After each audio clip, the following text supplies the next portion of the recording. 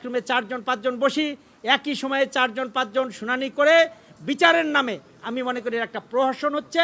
কারণ আমরা বিচারপতিদের আমাদের বিষয়বস্তু বোঝাতে ব্যর্থ হচ্ছি, কারণ একই সময় 4 জন আমরা শুনানি করছি।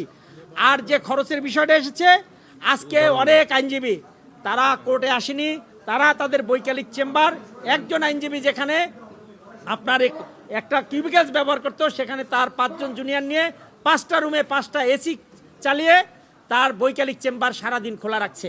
এতে বরঞ্চ খরচ আরও বাড়ছে। এবং যে সকল আইনজীবী আজকে কোর্টে আসে নাই, তারা বাসায় বসে শুনানি করলে তাদের ব্যক্তিগত রুম এসি এবং ফ্যান চলতেছে। সুতরাং যে সাশ্রয়ের কথা বলা হচ্ছে সেটা বহু গুণে বেড়ে গেছে। 63টা এজলাস আমাদের আছে, সেই 63টা এজলাসের এসি বন্ধ করার জন্য যে পরিমাণে সাশ্রয়ী হতো, এখন অন্তত 300 চেম্বার চালু আছে, বৈকালিক চেম্বার, তাতে আরো বেশি। এবং যে এজলাসগুলো আছে সেই এজলাসগুলোর এসিও চালু আছে, বিচারপতি মহোদয় খাস কামরা চালু আছে। স্টাফদের গাড়ি আপনারা একটু পিছনে তাকালে দেখবেন, প্রতিদিন স্টাফদের যে অসংখ্য গাড়ি আছে সেই গাড়িগুলো এখনো আছে, আপনাদের পেছনে আছে। পুরো সুপ্রিম কোর্ট চত্বর গাড়িতে পরিপূর্ণ।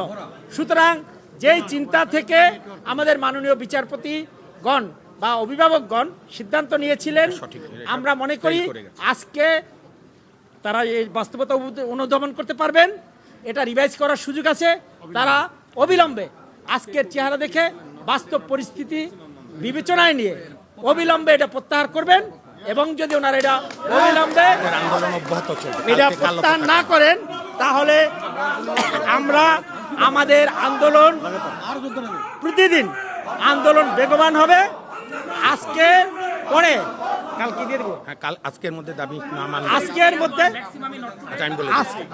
মধ্যে আর একটা বিষয় আছে যেটা নিয়ে আমরা আজকেও কথা বলেছি, কজ লিস্ট। দেখেন, আমরা দিনের পর দিন আদালতে এসে বিচার প্রার্থীরা আদালতের বারান্দায় ঘুরে ঘুরেও একটা মামলা শুনানি করতে পারে না, কিন্তু শর্ট কজ লিস্টের নামে কয়েক পৃষ্ঠা বাঁচানোর নামে আমাদের মাননীয় বিচারপতিদের এবং আমাদের গুরুত্বপূর্ণ কর্মঘণ্টা তারা শর্ট কজ লিস্টের কারণে কেউ 12:30 নেমে যাচ্ছেন, কেউ 1টায় নেমে যাচ্ছে, কারণ লিস্টে মামলা নাই। এই যে বিচারের নামে এই যে আমাদের যে ক্ষতিগ্রস্ত হচ্ছি, আমাদের কর্মঘণ্টা নষ্ট হচ্ছে, এটা বিচার প্রার্থী যারা তারা বঞ্চিত হচ্ছে। সুতরাং আমরা সে বিষয় নিয়ে কথা বলেছি।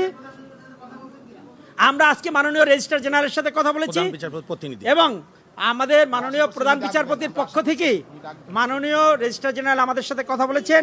আমরা আমাদের এই কনসার্নগুলো তার সাথে কমিউনিকেট করেছি এবং আমরা বলেছি অবিলম্বে এই সিদ্ধান্ত আপনারা পুনর্বিবেচনা করে প্রত্যাহার করেন।